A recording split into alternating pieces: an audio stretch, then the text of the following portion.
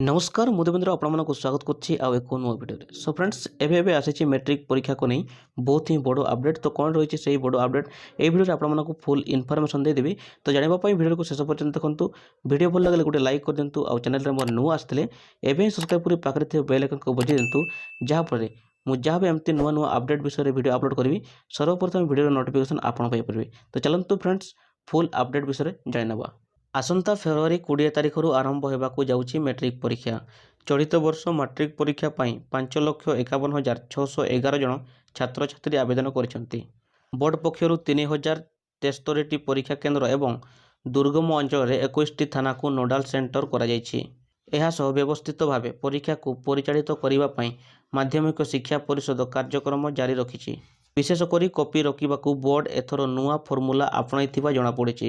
ତେବେ ଏଥର ପରୀକ୍ଷା ପାଇଁ ଧାର୍ଯ୍ୟ ସମୟ 1.5 ଘଣ୍ଟା ପୂର୍ବରୁ ପରୀକ୍ଷା ହଲ୍କୁ ପ୍ରବେଶ କରିବେ ପରୀକ୍ଷାର୍ଥୀ। ଅର୍ଥାତ୍ ସକାଳ 9ଟାରେ ପରୀକ୍ଷା ଥିବାବେଳେ 7:30ରୁ ପରୀକ୍ଷା କେନ୍ଦ୍ରକୁ ପରୀକ୍ଷାର୍ଥୀକୁ ଛଡ଼ାଯିବ।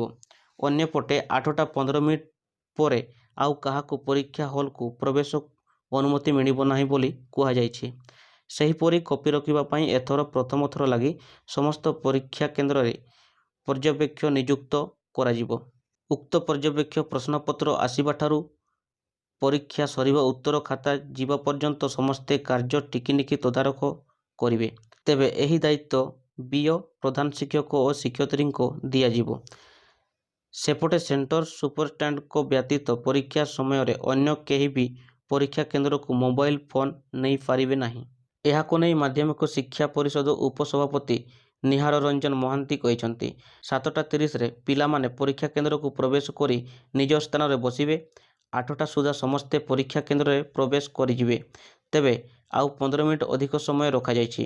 ପରୀକ୍ଷା କେନ୍ଦ୍ରରେ 1.5 ଘଣ୍ଟା ପୂର୍ବରୁ ପ୍ରବେଶ ଦ୍ୱାରା ନିଜ ଜାଗା ଖୋଜି ବସିବା ପାଇଁ ପରୀକ୍ଷାର୍ଥୀଙ୍କୁ ସୁବିଧା ହେବ। କିନ୍ତୁ ପରୀକ୍ଷା ପୂର୍ବରୁ ପରୀକ୍ଷା ହଲ୍ରେ ଏତେ ସମୟ ବସିବା ଦ୍ୱାରା ପିଲାମାନେ ବିରକ୍ତ ହୋଇପାରନ୍ତି ବୋଲି ଏଥର ମାଟ୍ରିକ୍ ପରୀକ୍ଷା ଦେବା ପାଇଁ ଥିବା କିଛି ଛାତ୍ରଛାତ୍ରୀ ମତ ଦେଇଛନ୍ତି। ସୂଚନା ଥାଉକି 20ରୁ ପରୀକ୍ଷା ଆରମ୍ଭ ହେବାକୁ ଥିବାବେଳେ ମାର୍ଚ୍ଚ 16 ତାରିଖରୁ ଖାତା ଦେଖା ଆରମ୍ଭ ହେବ। ମାର୍ଚ୍ଚ 30 ତାରିଖ ସୁଦ୍ଧା ଖାତା ଦେଖା ସରିବ ଏବଂ ଏବର୍ଷଠାରୁ ପୁଣି ପୁରୁଣା ଢାଞ୍ଚାରେ ପରୀକ୍ଷା ହେବ। ଅର୍ଥାତ୍ 50 ମାର୍କ ସବଜେକ୍ଟିଭ୍ ଏବଂ 50 ମାର୍କ ଅବଜେକ୍ଟିଭ୍ ପ୍ରଶ୍ନ ଆସିବ। ଆଶା କରୁଛି ଫ୍ରେଣ୍ଡସ୍ ଏହି ଭିଡ଼ିଓରେ ଆପଣମାନଙ୍କୁ ଫୁଲ୍ ଇନଫର୍ମେସନ୍ ଜଣାଇ ଦେଇଛି। ତ ପୁଣି ଦେଖା ହେବ ଆଉ ଗୋଟେ ନୂଆ ଭିଡ଼ିଓରେ। Take care.